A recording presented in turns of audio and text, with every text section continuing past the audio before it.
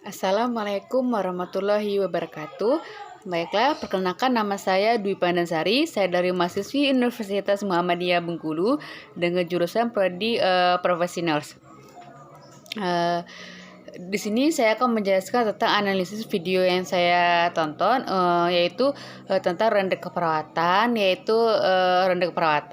kemudian ada serah terima, kemudian ada replay tentang peran Karu, Katim, dan PP. Nah, di sini juga ada presenter saya yaitu Ibu Nurse Liza Fitrlina SKEP MKEP. Tugas ini untuk memenuhi tugas stase manajemen perawatan saya di minggu kedua. Nah, langsung saja sebelum memulai menjelaskan analisis video yang saya tonton, saya akan menjelaskan sedikit tentang teori ronde keperawatannya. Yang pertama itu ada pengertiannya. Ronde keperawatan adalah suatu kegiatan yang bertujuan untuk mengatasi masalah keperawatan klien yang dilaksanakan oleh perawat. Nah, di samping itu juga pasien dilibatkan untuk membahas dan melaksanakan asuhan keperawatan. Nah, ada langkah-langkah dari ronde keperawatan ini atau proses ronde keperawatan. Yang pertama itu ada pre-ronde. Nah, yang pre-ronde yaitu satu, menentukan kasus dan topik, kemudian menunjukkan atau menentukan tim ronde, kemudian event consent, kemudian membuat pra-planning, dan yang kemudian itu berdiskusi, dan yang terakhir itu mencari sumber literatur. Kemudian ada ronde yaitu pembukaan. Sebelum memulai ronde keperawatan itu, yang pertama ada salam pembuka atau memberikan salam, kemudian memperkenalkan tim ronde, kemudian menyampaikan identitas dan masalah pasien, kemudian menjelaskan tujuan ronde. Nah, ada penyajian masalahnya, yaitu pertama memberikan salam dan memperkenalkan pasien dan keluarga kepada tim ronde, kemudian menjelaskan riwayat penyakit dan keperawatan klien, kemudian menjelaskan masalah klien dan rencana tindakan yang telah dilaksanakan. Kemudian itu ada validasi data.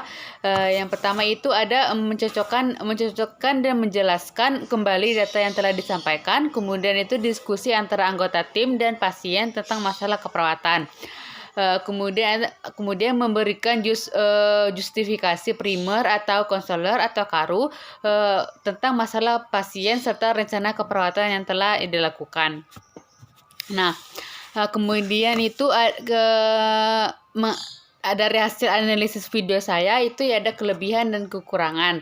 Yang pertama itu ada kelebihan. Yang pertama itu menurut saya di dalam video yang saya tonton itu para primer Pak Yoga sudah sesuai dengan proses ronde keperawatan, yaitu Pak Yoga mengucapkan salam terlebih dahulu, kemudian mengucapkan terima kasih telah memberikan waktu, menjelaskan identitas pasien seperti nama, alamat, penanggung jawab, kemudian keluhan yang dirasakan pasien, kemudian menjelaskan genogram, analisa data, dan intervensi.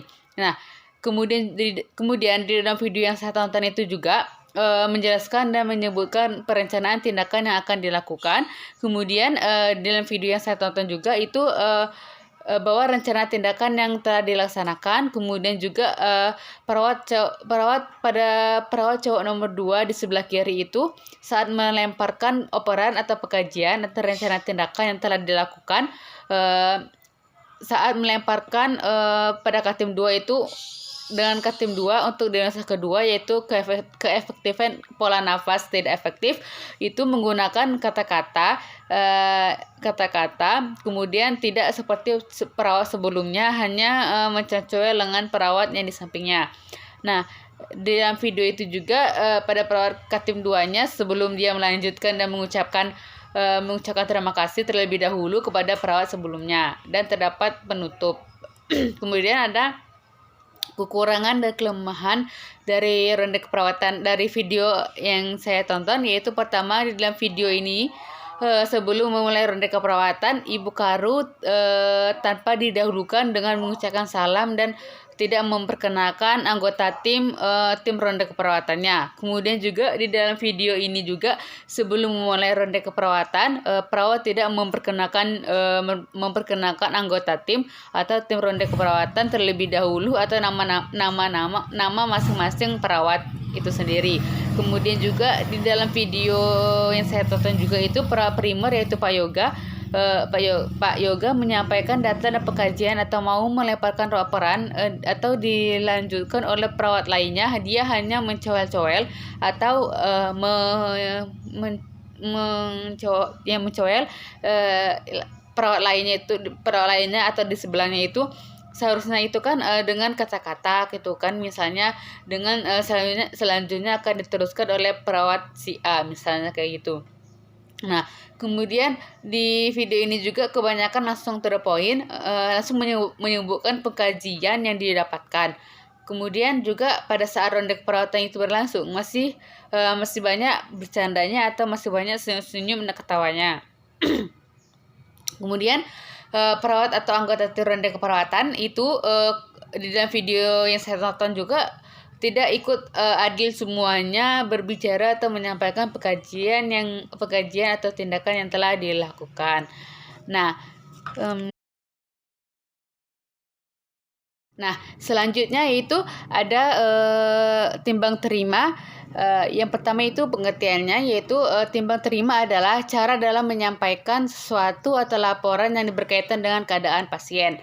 Nah, tujuan dari timbang terima yaitu pertama ada perawat dapat mengikuti perkembangan klien secara paripura, kemudian meningkatkan kemampuan komunikasi antar perawat, kemudian akan terjalinnya suatu hubungan kerjasama yang bertanggung jawab antara anggota tim perawat, kemudian juga terlaksananya asuhan keperawatan terhadap klien yang berkesinambungan, kemudian juga menyampaikan hal-hal yang penting yang perlu ditindaklanjutkan oleh dinas berikutnya. Kemudian tersusunnya rencana kerja untuk dinas berikutnya. Nah, ada langkah-langkah timbang terima, yaitu pertama, kedua kelompok dinas sudah siap. Kemudian juga perawat yang melaksanakan timbang terima mengkaji secara penuh terhadap masalah, kemudian kebutuhan dan segenap tindakan yang telah dilaksanakan, serta hal-hal yang penting lainnya selama masa perawatan atau tanggung jawabnya.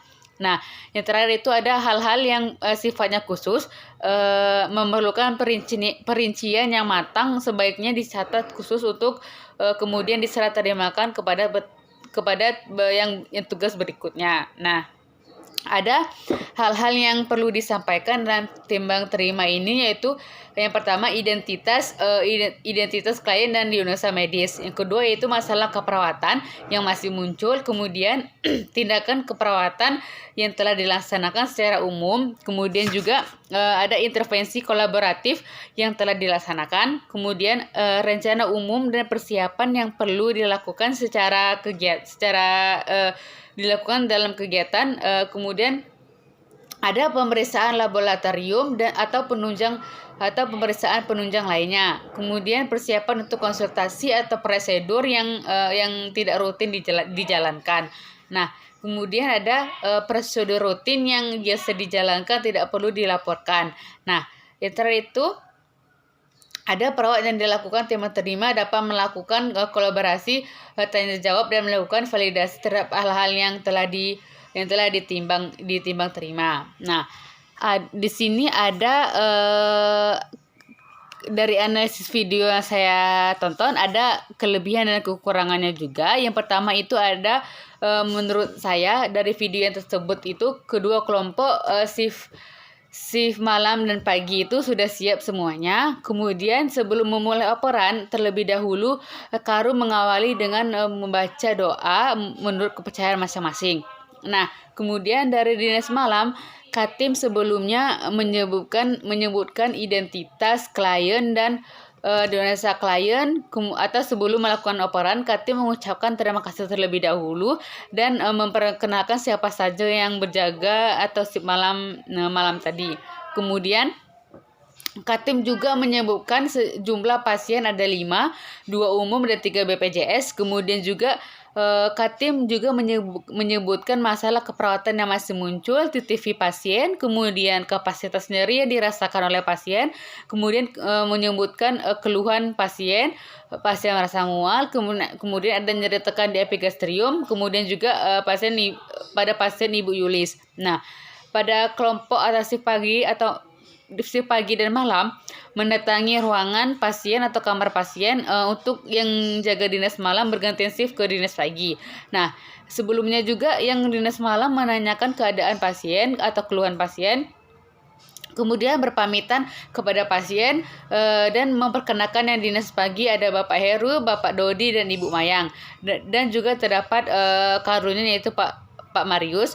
Nah, kemudian juga tindakan yang telah diajarkan yaitu tarik napas dalam untuk mengurangi rasa nyeri yang dialami oleh Ibu Yulis tadi.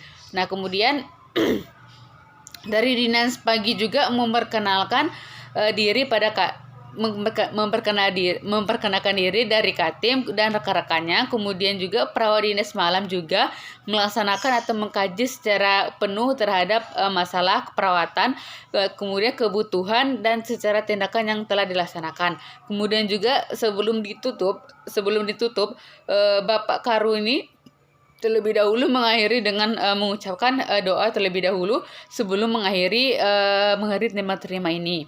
Nah, terdapat juga kekurangan dari video yang saya tonton itu. Yang pertama itu tidak ada hasil laboratorium atau pemeriksaan penunjang lainnya. Kemudian perawat dinas malam hanya menjelaskan atau menyebutkan diagnosa dan keluhan Ibu Yuli saja, dan menyebutkan tindakan yang sudah diberikan pada Ibu Yuli saja, dan tidak menjelaskan atau menyebutkan identitas untuk pasien lainnya dan diagnosa yang diderita oleh pasien lainnya. Sedangkan yang kita tahu yang dijelaskan di video tersebut itu bahwa pasien ada 5 orang, tetapi dijelaskan hanya 1 orang yaitu Ibu Yuli saja. Nah, kemudian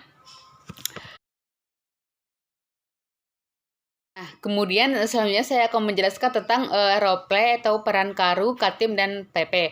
Nah, di sini yang pertama itu Karu. Saya akan menjelaskan tentang pengertian Karu terlebih dahulu. Yang pertama itu Karu adalah perawat profesional yang diberi wewenang atau tanggung jawab dan mengelola kegiatan pelayanan perawatan di ruang rawat inap. Nah, ada tugas dari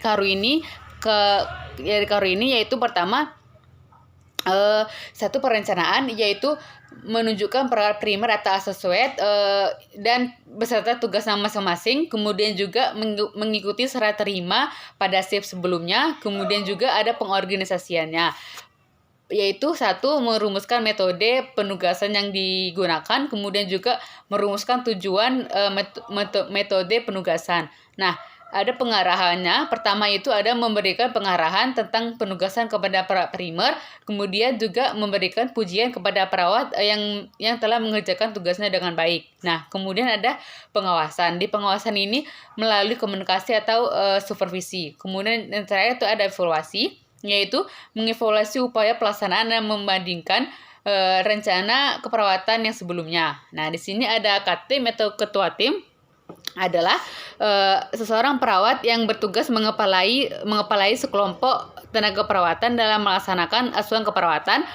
di ruang rawat dan bertanggung jawab secara langsung kepada kepala ruangan. Nah, di sini ada tugas dari KTIM ini yaitu ada pengkajian, mengumpulkan data kesehatan klien. Kemudian ada perencanaannya juga, yaitu bersama Karu melaksanakan serah terima, melakukan serah terima tugas. Kemudian juga bersama Karu melaksanakan pembagian tugas. Kemudian juga ada menyusun rencana asuhan keperawatan.